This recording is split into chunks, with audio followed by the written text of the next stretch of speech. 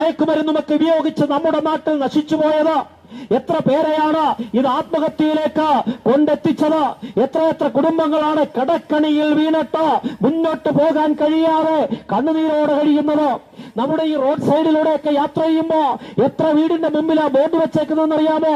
വസ്തുവും വീടും വിൽപ്പനയ്ക്ക്.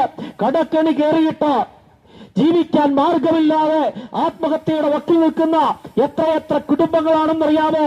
എല്ലാത്തിന്റെയും പിന്നിൽ നിൽക്കുന്നത് ഇത്തരത്തിലുള്ള മദ്യവും മയക്കുമരുന്നുമാണ് എന്നുള്ളതാണ് യാഥാർത്ഥ്യം. ഈ മദ്യവും മയക്കുമരുന്നുമൊക്കെ കേരളത്തിൽ മാത്രമേ ഉള്ളൂ, അല്ലെങ്കിൽ ഇന്ത്യ മാത്രമേ ഉള്ളൂ? അല്ലെന്നേ, ലോകത്തിന്റെ എല്ലാ ഭാഗങ്ങളിലുമുണ്ട്, എല്ലാ കാലഘട്ടങ്ങളിലും ഉണ്ടായിരുന്നു.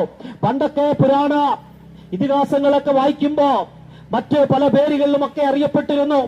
എന്ന കാലം പുരോഗമിച്ചു, മനുഷ്യനങ്ങ് ചന്ദ്രനിലേക്കും ശൂന്യാകാശത്ത് താമസത്തിനുമൊക്കെ പോകുന്ന കാലഘട്ടത്തിൽ പണ്ടത്തെ മദ്യത്തിന്റെയും ആ ലഹരിയുടെയും രൂപങ്ങൾക്കും ഭാവങ്ങൾക്കുമൊക്കെ വ്യത്യാസം വന്നു എന്നുള്ളതേ ഉള്ളൂ.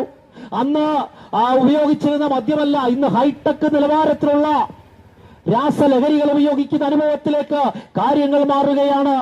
ഇന്ന് അല്പം മദ്യമോ അല്ലെങ്കിൽ മയക്കുമരുന്നോ ഒക്കെ ഉപയോഗിക്കുന്നവരെ വളരെ ഹീറോയായി കാണുന്ന നാടായിട്ട് നമ്മുടെ നാട് മാറുന്നു. എന്തിനാണ് അവരുടെ സ്വകാര്യ ജീവിതം അന്വേഷിക്കുന്നത്? അവരുടെ കലാവാസനകളെ കുറിച്ച് ചിന്തിച്ചാൽ പോരെ?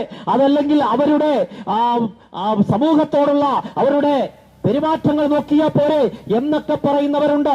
എന്നാൽ ഒരിക്കലും ഇത്തരത്തില് മയക്കുമരുന്നോ മദ്യമോ ഒക്കെ ഉപയോഗിച്ച എല്ലാ കാലത്തും ആർക്കും മറഞ്ഞിരിക്കാൻ കഴിയില്ല. അവരുടെയൊക്കെ അകത്തുള്ള ക്രിമിനൽ വാസനകളും ക്രിമിനൽ സ്വഭാവങ്ങളും ഒരു ദിവസം അത് പുറത്തു വരിക തന്നെ ചെയ്യും. മറ്റൊരു കാര്യം കൂടി നിങ്ങളെ ഓർപ്പിക്കട്ടെ. കേരളത്തിൽ ഇന്ന് എല്ലാ ദിവസത്തെയും പത്രങ്ങൾക്കകത്തും സമൂഹ മാധ്യമങ്ങൾക്കകത്തും ടിവിക്കകത്തും പീഡനമെന്നൊരു വാർത്തയില്ലാത്ത ഒരു വാർത്ത പോലുമില്ല. അതൊന്നും പുറത്തു പറയാൻ പോലും കഴിയാത്ത പീഡനങ്ങൾ, സ്വന്തം മാതാവിനെ പീഡിപ്പിക്കാൻ മടിയില്ലാത്ത മക്കൾ, കൊച്ചുകുഞ്ഞുങ്ങളെ സ്വന്തം രക്തത്തിൽ പിറന്ന മകളെ പീഡിപ്പിക്കാൻ മടിയില്ലാത്ത അച്ഛൻ, ഏറ്റവും അടുത്ത ബന്ധുമിത്രാദികളിൽ നിന്ന് കൊച്ചു കുഞ്ഞുങ്ങൾ പീഡിപ്പിക്കപ്പെടുന്നു. 4 അക്ഷരം പറഞ്ഞുകൊടുത്ത് കുഞ്ഞുങ്ങളെ പഠിപ്പിക്കേണ്ടുന്ന അധ്യാപകർ കുഞ്ഞുങ്ങളെ പീഡിപ്പിക്കുന്നു. എന്തൊരു വാർത്തകളാണെന്നറിയാമോ ചുറ്റിലുമുള്ളത്? പെൺമക്കളെയൊക്കെ വളർത്തുന്ന മാതാപിതാക്കന്മാരുടെ ഉള്ളിൽ തീയാണ്. ഒരു നിമിഷം കുഞ്ഞുങ്ങളെ വീട്ടിലൊന്നാക്കിയിട്ട് ഒരു ജോലിക്ക് പോലും പോകാൻ കഴിയാത്ത അനുഭവത്തിലേക്ക് മാതാപിതാക്കന്മാർ തീർന്നു കഴിയുന്ന ഒരു അനുഭവത്തിലേക്ക് നമ്മുടെ നാട് മാറുകയാണ്. എന്തുകൊണ്ട് ഈ അധർമ്മം പെരുകുന്നു? അധർമ്മം പെരുകുമ്പോ ഈ തേക്കോണിൽ നിന്നുകൊണ്ട് ഞങ്ങൾക്ക് വിളിച്ചു പറയാനുണ്ട്. വിശുദ്ധ ബൈബിൾ പറയുന്നു, അത് യേശുവിന്റെ വരവിന്റെ ലക്ഷണമാണ്.